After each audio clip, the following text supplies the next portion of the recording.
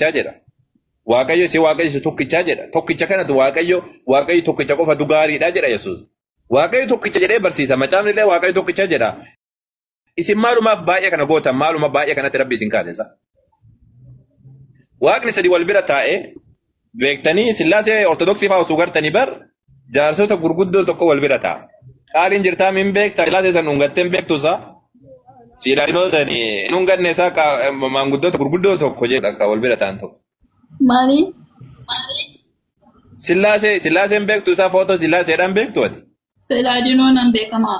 Taabota iftamii afurtuu jira miti kan isaan hundaan. Ka Sillaaseedhaan beektu maanguddoota gurguddoo tokko ta'a. Areeda adiidha tokko hin argineessa.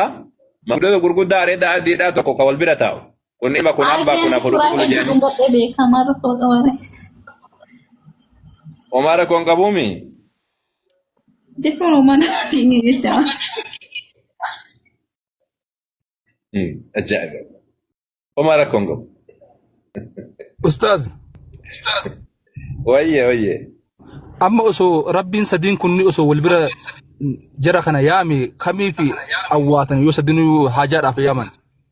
Ani isaa miti gaafiin kooti kabaraadha yaani kan isaan yamma kiristaana irratti Yesuus Kiristoos yaani Yerusaalemiin nu dadhabee harree yaabbatee jechuun macaafa qulqulluu keessanii jira. Waaqa keenya ta'ee dadhabee harree yaabbatee rakkoo miti san. Ishi harree irratti silaadinoo godhanii qoofan san macaafa qulqulluu keessatti akkasitti irraa kaa'oo faaka jedhu ni jira moo ofumaa keenya lafumaa kaaniitiin harree irra silaadinoo goonee harkisaa baane. Namni waan irraa rafuu dhabeetiin kan harree irra harkisaa baane. Wanti sun ni jira macaafa qulqulluu keessatti. Maal se'illee adinoodha ka amma seedha adinoo jedhaniitiin qabatanii olii gadi hin deeman eenyu footoo kaase dur. Mariyaam intala fungaata yeroo garii intala fungaa tokko kaasanii yeroo garii ammoo intala funyaan isii kara jiru takka kaasanii yeroo takka ammoo intala xiqqoo siidha faranjii fakkaatu takka kaasanii yeroo takka intala araba fakkaatu takka kaasanii. Footoon san guutuu eenyu kaasisa yeroo san Mariyaamiin eenyu ta'a. Akkamitti beekama jedhee jennaaniini. Ni beeksisaa nan jedhanii yaani akkatti beeksisu ija isaanii ni guddatu funyaan isaanii qaqqajeeludha malaayikoon nan jedhanii bareedina isaanii wanta kananii wal fakkaatu kanaan addan baafnaan tokko.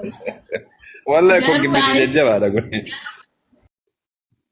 Yesuusin ammoo dargaggeessa tokko mucaa tokko ilaal mucaa akkana funyaan isaa akkana jiru mucaa tokko nagarra isaa akkana jiru tokko funyaan akkana walitti cufanii. Yahudoonni funyaan isaanii akkasii miti bar. Warri Israa'elii sabni Israa'el funyaan isaanii akkasii miti. Funyaan isaanii akka arabaadhaa ta'ee xiqqoo si akka arabaadhaa akkana jira sinii galtee ka jara ammoo xiqqoo si akkana bal'ate. Ka warra Israa'el jechuudha xiqqoo si akkana ta'ee akkana bal'ate. Akkama si'idii sanirra kaan Israa'eliin nu fakkaatu bar gurbaan warra Noorwee kana fakkaata sinii galtee. Faranjii Noorwee kana fakkaata ka amma siidhaadonoo irratti kaasanii kun Yesuus jedhanii kaan sun jechuudha. Garaa nama nyaata. Kama biraadha footoo kaasanii ergasanii ammoo kunoo kanatuyyuu nu fannifamee jira dhungadhaa jedhan. Isin ammoo calli jettaniituma dhungattanii rabbuma isin godhe ma. Wama laa ilaaha illa. Rabbi isin haqa jechu wallahi. Rabbummaan isin haqa jechu. Rabbi isin haqa jechuuti isin qajeelaati sirriitti qoosiidhaa wanna jedha waa gaafadhaa waa baradhaa. Kuni karaa rabbiitii miti wallahi karaa rabbiitii miti yaa jiru. Mee waa isin gaafadhaan gabaabseetumaan.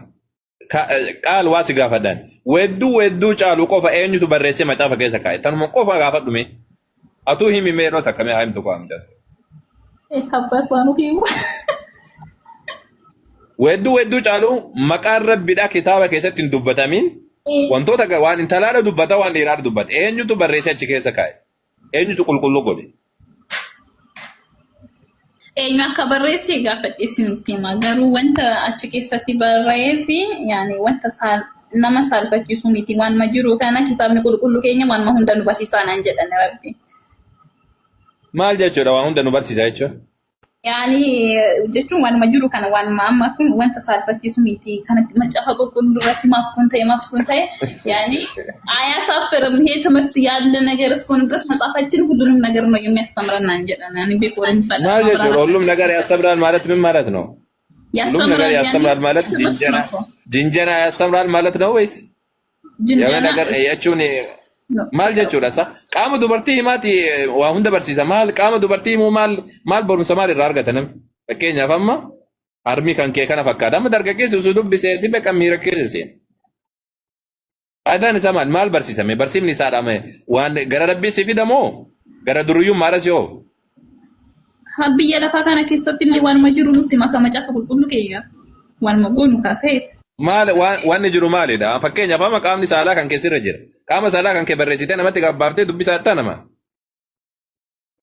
Waan jiru dubbatanii isaa waan jiru guutuu dubbatanii addunyaa kanarratti. Waama jirutu nama saalfachiisa. Wanni garii waan fakkeenyaaf waan maal jetti Oromoon oguu dubbatan rifeensi gariin isaadhaa kan mul'ina taadatan gariin isaadhaa immoo kan dhoksa taadatanii jetti Oromoon. Maaliif namni akkanumatti waan nama saalfachiisu jira waan nama saalfachiifne jira. Qaama ofiidhaa harmi kan kee kana fakkaata, daalleen kan kee kana fakkaata, sarbaan kan kee kana fakkaata. Haga wallahi qaama isii keessa qaama intalaa keessa waan tokko dhiifne asirraa jalqabee haga miilaatitti yoo qaama saalaa qofa maqaan dhahin malee waan biraa tokko dhiiseetiin hin jiru. Guutuu isaa jechuudha. Qaama asirraa kaasee harma guutuu handhuuraan jalqabee asiin gadi bu'ee erga sana ammoo sarbaa kana gad bu'ee daallee jedhee achiin gad bu'ee jilba siidha miila siidha kana fakkaata jedhee qeesesi kana fakkaata jedhee kana hunda dubbata harki kan kee kana fakkaata maddiin kan kee kana fakkaata eeshi faayidaa kuna waan rabbiidha mee waan rabbiidha maal of keessaa qabu kun waan jiru jedhanii dubbatan isaa waan jiru kun yaallee nagarno kun bar yaallee nagara eega taateeti bar kun saalfii dhabuudha waan amma namni wanna jedhu malee kan amma rabbitu dubbate jedhee namni hin barsiisu. Tayyib akkamitti keessinsen qulqulluu akkamitti jedhame tayyib. Namtichi sun haadha mana ofii haa ta'u yookaan ammoo nama waan hamaa hojjetu haa ta'u mee haa dubbatu tayyib namtichi dubbate sun haa dubbatu. Maalii fi macaafa qulqulluu jedhanii qulqulluu keessa seensisan qulqulluu jedhanii akkamii keessa seensanii kan jedhu gaaffiidha. Gaafachuu qabdan isinilleen akkamii seensisanii.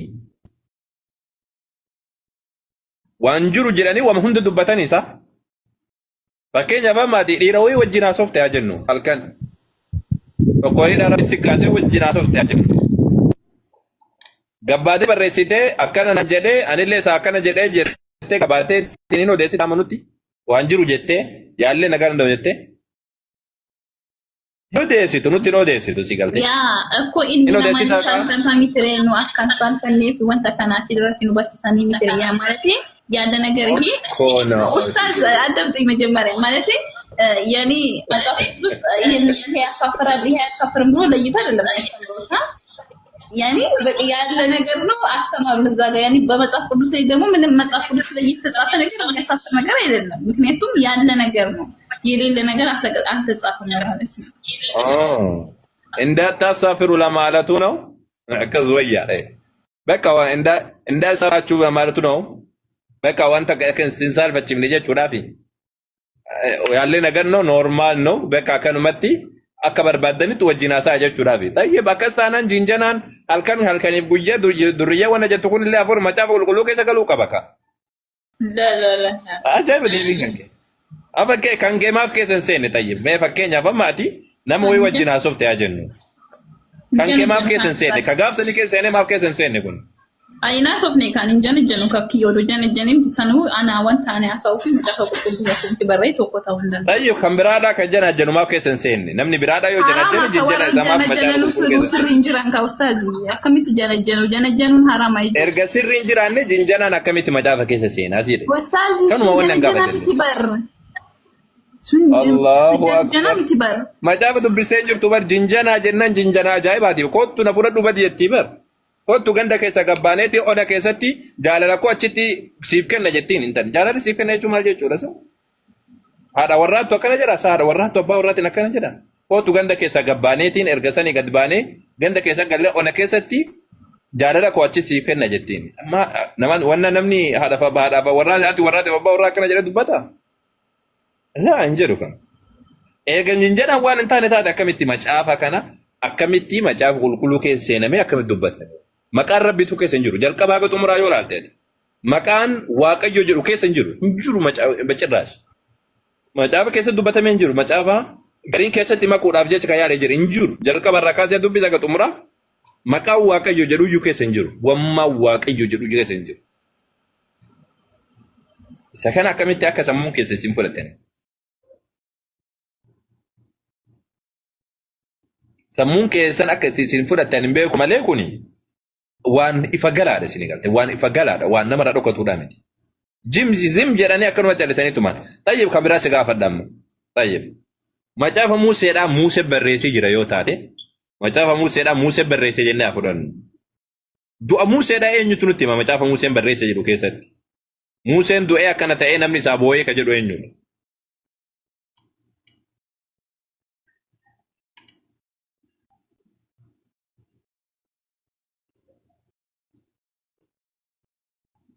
Dubbadhu kaan?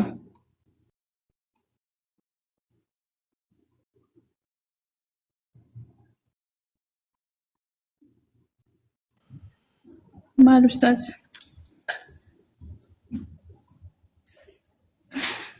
Museen du'ee akkana ta'ee ka jedheetiin isaaf bu'anii ka jedhee dubbatu eenyudha? Hin beekne wallah. Haadha TikTok. Hin beekne. Tole. Hin beekne hin gaarii. Tole. Yohaannis wangeela Yohaannis xumura irratti kan waan kana hundumaa caafe kan waan kana hundumaaf dhugaa ba'u baratuun bartuudhuma kana jedhee nuyis dhugaan isaa amanamaa akka ta'e hin beeknaa jedha. Eenyu nuyi kan jedhee dubbatu sun wangeela Yohaannis irratti jechuudha. Gaafni kun hundi isaadha jechuudha.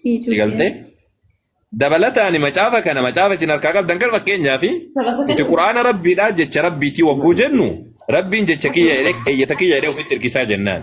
Okay. Macaafa kana rabbiin ofitti hirkisee jira. Macaafa amma kiristaanaa harka qabu kan ofitti hin hirkisu. Tole. Jarri macaafa kana barreessan jarri macaafa kiristaanaa harka qabu kana barreessan tokkoon isaanii nuti afur qulqulluun barreessan kan jedhe jira. ماذا تقول يا أخويا؟ تكلم بالعربي. أين رسا أنت من؟ أنا معاك أنت سعيد. من يا سعيد معك. سعيد. أوكي أنت نصراني ولا مسلم؟ استغفر الله أنا مسلم. الحمد لله ما دام أنك مسلم الحمد لله على نعمة الإسلام. الحمد لله رب العالمين. أنت أنك الحمد لله رب العالمين. هي تقول يعني البنت تكلمنا هي كانت تكلمنا عن الإسلام كانت تسألنا بعض الأشياء. إيه ما شاء الله عليها. ونجيب على ذلك. إيه مسلمة هذه. جزاها الله خير. إيه ما شاء الله. نعم. الله يبارك فيك. كيف حالك أنت؟ منور ما شاء الله عليك. بخير. الحمد لله منور بالإيمان. الله يبارك فيك يا حبيبنا الغالي. لحظة. الله يبارك فيك. Nah ya cistani waltani bar. اوكي. ذكرت عليها. Ewa, kan waya mentah muslimati lupa daya dari ini muslim. Ada muslim aja tapi berjiracu jirta barzade dam bege malezir. Kristana tahu. Ani numa ubat dume dubate jennani situ tikenneze. La wannan ne saboda shi muka yi fasirin su fani janan sirkiyan mu kanatti ul magaba fi san bodam enyu nan jade. Nan bisa nan jade. Okay, ani muslim aja ta da jiracu jirta. Bade kakak ni san moji so mami tire. Ada muslim aja ta jiracu jirta di. Kama ture bar.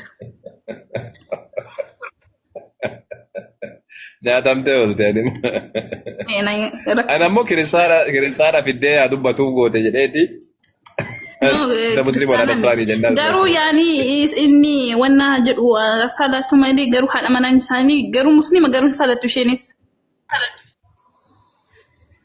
Akkuma san jarri musliima rabbiin akka jettu rabbiin isaanii. Manatti iyyuu salaata maskiinuma deeman ijoolleen isaanis namichis ijoolleen isaanis marti garuu namitti hin salaatu rabbi. Rabbi si akka jedhu yeroo dhiigni irra jiru argittaa laataati. Ani erga mana kana seenetti nuu waggaa 3 keessan jira guyyuma ta'eyyuma iyyuu salaatu waan uffatuma iyyuu saasan hin qabdu. Rabbi si akka jedhu. Garuu ni soomti Ramadaan. Rabbi si akka jechuun waan itti ulfaatullee miti rabbi si dhaadhaafisu maal akkuma kan kee kana jallattee siin illee yoo taa'e. Atilleen osuma beektu atilleen kanuma maal sokkoma maali jennaan kufrii ufitti waraabuudhaaf jecha quraana niifte quraana qarawaati. Dhiisee. أعوذ بالله من الشيطان الرجيم. Bama barumsa Kristaan ma barachuu jalqabe dhiisee yaani bakka nama barachuun hin danda'amu naan jedhanii jennaan dhiisee keenyuma barachuu jalqabee ture. Ture kama. Achi booda noo. Achi booda immoo isaan ijoollollee ani achi irratti gasti isaan hin deemin naan jedhanii hafee turee mittiree hafee gaddaas dhufee jennaan achitti naa lolanii jennaan kalasmaatiin kiyyayyuu hanga keessan na eegan jiru jedheen liftii qabadhee waan nagaree keessa bahe telegiraamar maaf achi deemtana jedhanii amma. Rabbiin si haa qajeelchuuti. Ati jabaadhuuti mee waa baradhu mee haqa hordofeeti waan qalbii kan keede. Haqni beektee garaa keessaa nama qoraa qora. Dhugaa hordofi. Maa dhugaa barnaan beeka dhugaa dubbachuuf garuu. Maaliif qora qora giddi baan kiristaana gochuuf xiqqoo siidhaa waa ofii waraabuu barbaadee tiire. Xiqqoo siidhaa afurtuu afur.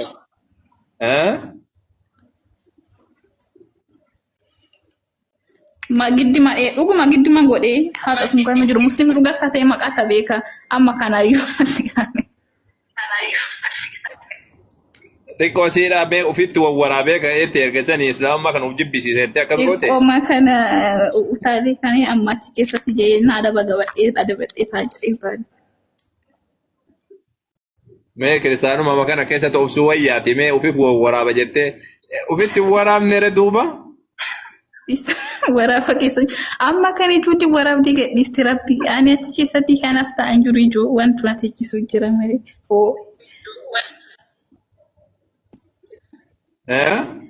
maal waraabare ustaazi ufitti shubhaa uumama kanneen akka sanii itti obsuudhaaf jecha kiristaana ijoolleen gariin akkas gooti beekte gaafa dhugaan galteef islaamummaa qeebaluudhaaf bira geessu. Islaamummaa qeebaluudhaaf illee beekaa maatii sodaatanii maal jedhanii giddimaan ofitti waraaban beekte dhaqaniitiin beekaa kiristaana dhaggeeffatanii beekaa giddimaan osuma dhugaan kun isaan dhiibdu giddimaan ofitti waraaban. Ofitti waraabanii akka islaamummaa jibbaniif jecha jechuudha. Ani islaama yoomdeen jibbu rabbi waan fedhu duraan jedhanaan. Jechuun waan ijoolleen gootusitti hime malee siin hin jenne bara. Ati alaa kulla haaleen laa musliiman turre siinii kiristaanuma.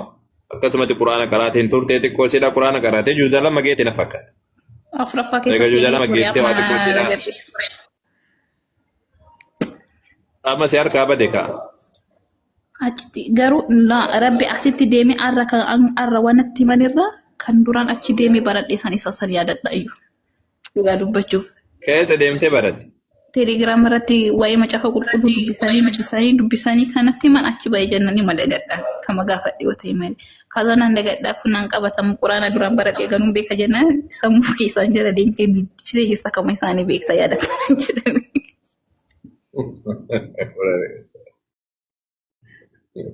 Osuma kiristaanummaa keessa jirtu isinii galtee osuma kiristaanummaa keessa jirtu quraana qaraatiin turte juuza afur geettee turte na fakkaata. Erga sanii garee keessa seentee xiqqoo sii barachaa turte san boodaan ammoo xiqqoo siidhaa itti dhufaniitiin himee kufrii sitti waraabna jennaan ofitti waraaba jettee deemte isiin illeen waraaba mullee hin dandeenye akkasuma jidduu kanatti rakkatu jirti. Rabbiin si alaafisu akka hundattu akka si keessa jirtu san hin mormin hin salphatta wallaahi. Addunyaa irratti illee salphatta akhiratti illee rabbiin sin dhiisu akka si keessa jirtu san hin mormin rabbiin si alaafisu. Maatii kan keetiif jecha yookaan waan wayitiif jecha akka si keessa jirtu dhugaa giddii si dubbisan dhiibbee of keessaa baatee. Hojii guyyaa tokko shaada qabanna jedhee eegaa jira amma dhufaa jirti ishee hojii guyyaa tokko qabanna inshaallah. Rabbiin si alaafisu itti milleedha dhugaa si keessa jirtu hin dhiibin yoo dhugaa dhiibdeetiin jette rabbiin si gata gaafa rabbiin si gate ammoo eenyu si qajeelchuu hin danda'u wallaahi hin dhiibin dhugaa si keessa jirtu sirriitti wanna jedhe laa hin qaraatii bara. Inkaraati barin beekti. Quraan inkaraati enuma beekti. Yoo amma harkaa badde malee duraan enuma qaqqaraati. Araani ka kiristaana jala rabbi waa'ee musliima ka baradhee yaadadha yoo dhugaa dubbachuu quraan isin qaroo barbaadan amma sittiin jiru malee man beekama. Arabi fa dubbisu baradhee bar takka takka bara sirritti. Aywa. Rabbiin si alaafisu.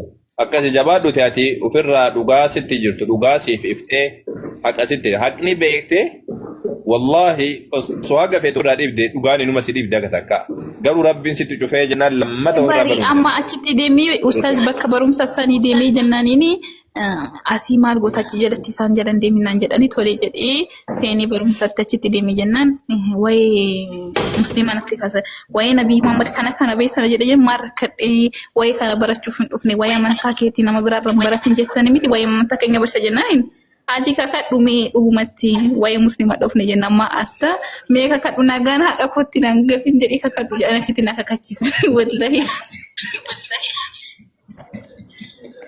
Maal? Mee kakadhu Waan Nabi Muhammad alayhi salatu wassalam hin dubbatina jennaani maal ani waa'ee amantaa keenya amantaa keetimaaf nama biraarra baratta nama si fakkaatu baradhu jedhanii na gorsanii ayyeet walii jedhee xiqqoo turanii waa'ee amantaa kana Nabi Muhammad kana beektaa hojii isaanii kana beektaa jedhee maal rakkatee jedhee nani waa'ee amantaa keenya nama biraarra hin baratin erga jettan waa'ee amantaa musliimaas isaan marra baradha akka jedhee jennaaniin maa aartaa waa'ee isaanii maqaa isaanii dhoofne jennaan mee kakadhu ati kiristaana naan jedhan.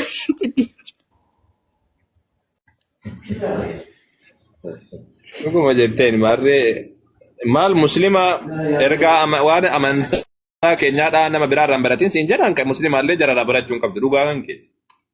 Galtee dhugaadha garuu ammoo isaan hin barbaadan isaa kan akka danda'aniin bar jibba islaamummaa kana labsanii haasawanii nama keessa buusuu barbaadanii.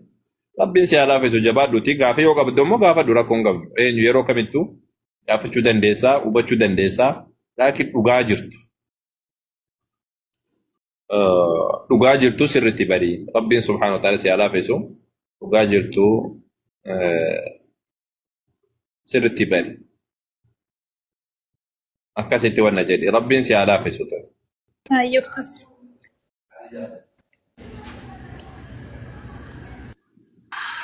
Jarri waan akkan arrabsan nuti bar afaan keenya nu dadhabe yaa jara keenya akkatti arrabsu nu dadhabne bar. Namni maaf arrabsuu dadhabdan nuti kamiin arrabsinee tollame.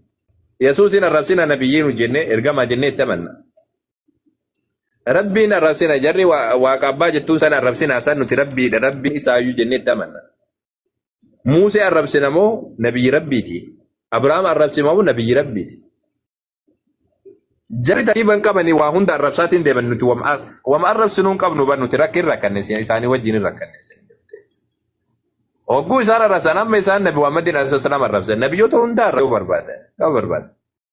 Rabbi nuti ammoo waan arrabsinu hin qabnu alhamdulillah waan arrabsinu hin qabnu giddiidhaan akka nama tuttuqnu nu godhan malee waan arrabsinu hin qabnu nuti. Yesuus nu biratti nabiyyi kabajamaa Muuseen nu bira kabajamaa Isaaq nu bira kabajamaa Yaaqoob nu biratti kabajamaa Ayyuub nu biratti kabajamaa Abrahaam nu biratti kabajamaa Rabbiin nu biratti kabajamaa nabiyyoonni saba Israa'el guutuun nu biratti kabajamaa nabiyyoonni saba Israa'el hin ta'in nu bira kabajamaa.